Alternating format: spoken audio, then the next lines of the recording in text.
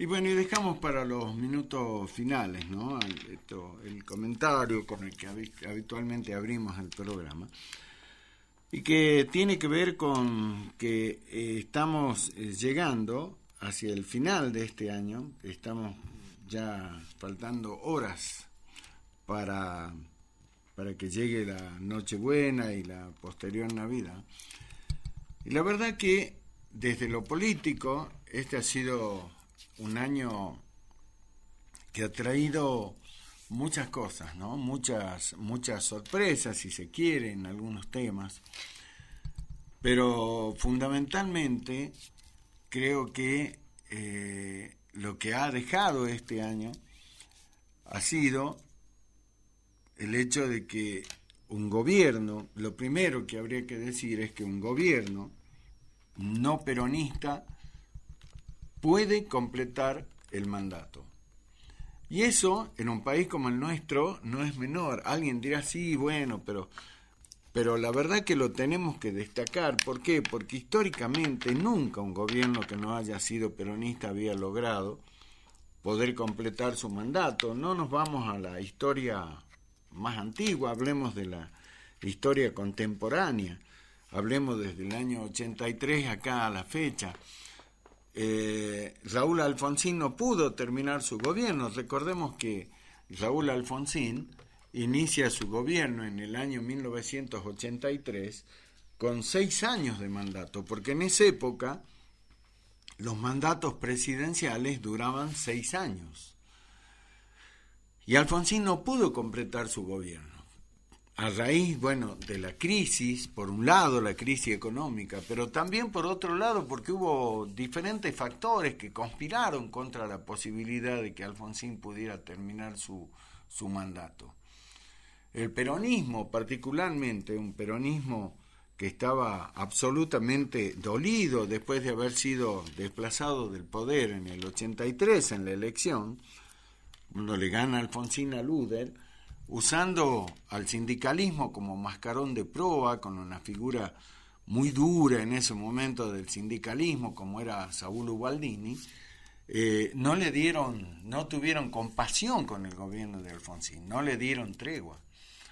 Le hizo organizado, llevado adelante, repito, pero como el mascarón de proa del peronismo, usando al gremialismo como cuña, le realizó 13 paros al gobierno de Alfonsín, 13 paros generales. A un gobierno que venía a tratar de restaurar la enorme herida que habían dejado los años de la dictadura. Sin embargo, no hubo piedad y se complicó sobremanera la marcha del gobierno de Alfonsín, sobre todo en el tema económico. Y por eso es que Alfonsín tuvo que dejar su gobierno sin haber completado su mandato. Asume Carlos Menem, luego viene el primer gobierno de Menem.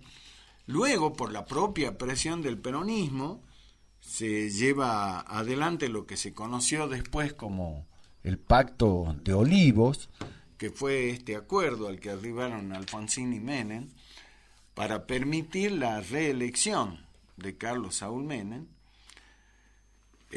Allí en ese Pacto de Olivos se cambiaron algunas cosas, lo más importante no, porque una de las cosas que se había acordado en aquella reforma constitucional del año 94 había sido, ¿no es cierto?, el tema de la coparticipación, que se iba a empezar a hablar de la coparticipación federal, una asignatura absolutamente pendiente. Sin embargo, se quedó nada más que en la instrumentación porque no se la logró materializar. Seguimos con graves problemas con el tema de la coparticipación, la discrecionalidad de los gobiernos nacionales. Y luego, bueno, vino el gobierno de Carlos Menem con la reelección. Allí también se planteó la ampliación de los senadores nacionales con los senadores por la minoría.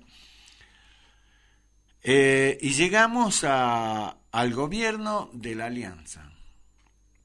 el gobierno de la Alianza, ¿se acuerdan ustedes de aquel acuerdo político donde formó parte la Unión Cívica Radical y el FREPASO, que así se llamaba la agrupación política que nucleaba a lo que algunos llamaban el peronismo progresista, con figuras muy importantes como la de Graciela Fernández Meijide, Chacho Álvarez, bueno, otras figuras también.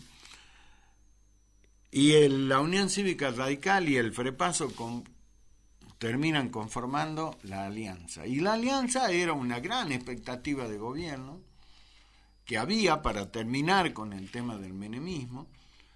De la Rúa le gana la interna a Fernández Meijide y de esa manera entonces se constituye en el candidato presidencial, lo elige como compañero de fórmula Chacho Álvarez del FREPASO y llega la Alianza al gobierno y con una gran expectativa. Y sin embargo, muy poco tiempo después aparece lo que se llamó la agrupación Helicóptero, también los graves errores, gravísimos errores de gobierno de Fernando de la Rúa, un presidente débil, un presidente que no estuvo a la altura de las circunstancias, el abandono que hace de la gestión Chacho Álvarez, conforman un cuadro, un cóctel muy pero muy nocivo para el sistema. Y de esa manera entonces aparecen los oportunistas de siempre, se habla de que ahí emergió la figura de Duhalde, algunos dicen eso. La cuestión es que otra vez aparece el peronismo ahí, la cuestión es que, repito, la inutilidad de un lado de la Rúa y también lo que sucedía en un contexto muy complicado, como siempre, que hizo que Fernando de la Rúa abandone el gobierno en aquella patética figura de ese helicóptero tomando vuelo desde la Casa Rosada. Y ahí también fue otro fracaso de un gobierno no peronista, ¿sí? Ahí llegó Duhalde, luego de Duhalde lo eligió a Néstor Kirchner y ya conocemos la historia porque es más reciente. Y finalmente, después de los 12 años del kirchnerismo, los 4 de Néstor Kirchner y los 8 de Cristina, llega este gobierno de lo que es Cambiemos, otra alianza que lo tiene como principal aliado a la Unión Cívica Radical, esta vez con el PRO y con la coalición cívica, y después de 4 años, también por graves errores del gobierno de Mauricio Macri, a pesar de que se avanzó mucho, sobre todo desde lo institucional, pero claro, el talón de Aquiles de este país, gobierne quien gobierne, es la economía. Gobierne quien gobierne, el talón de Aquiles de este país es la economía. Y este año, 2019 sobre todo, hubo en algunos momentos la idea de que Mauricio Macri iba a ser igual que Fernando de la Rúa, iba a terminar abandonando el gobierno. Bueno, finalmente eso no ocurrió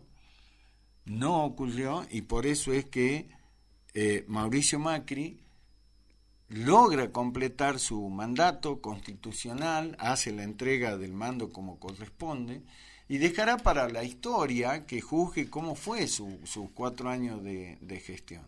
Y deja una sociedad totalmente dividida en 2 sectores muy claros, un 48% que apoyó la propuesta de los Fernández, de Alberto y de Cristina, y un 41, casi 42% que apoyó la propuesta de Cambiemos o de Mauricio Macri. Y hoy esa es la realidad de este país.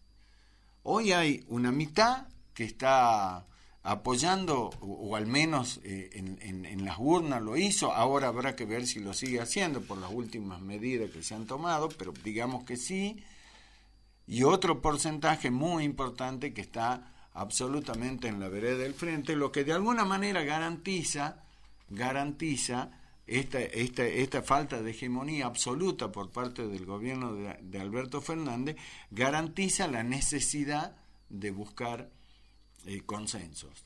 Y fundamentalmente hay una sociedad, y esto es lo más importante y con esto termino, hay una sociedad que es la que está atenta a evitar cualquier tipo de pretensión de querer ir por todo, como se dijo en algún momento, o pretender llevarse por delante las instituciones. Así termina esta historia, con un Macri que pierde la elección, pero que seguramente pasará a la historia como el presidente que completó su mandato siendo no peronista, y con la gran expectativa de lo que será el año que viene, para ver cómo se van a llevar adelante la gestión tanto del gobierno nacional como acá en Salta, con la gran expectativa de un cambio después de 12 años en el gobierno de Juan Manuel Urtubey, con un hombre que llega con un enorme apoyo popular, como es Gustavo Sáenz. Y la particularidad que en la intendenta es la primera vez, en Salta Capital, es la primera vez que una mujer accede a la intendencia, con toda la expectativa que eso genera. Así que bueno, estamos terminando un año absolutamente político, tal cual lo habíamos dicho allá en los comienzos del 2019, y con toda la expectativa de que el año que viene finalmente nos traiga un poco de respiro y de paz a tantos sectores que le están pasando mal. El 43% de pobres en la Argentina, 10% de indigentes, habla de un rotundo fracaso de todo lo que es la administración política, no solo de un gobierno, porque el arrastre de la pobreza, la generación de pobres no se da de un año para otro, sino se da de un tiempo muy largo. Y este es el gran fracaso del conjunto dirigencial político de la Argentina, que no ha logrado resolver nada más y nada menos que una cuestión como esa, la pobreza y la indigencia.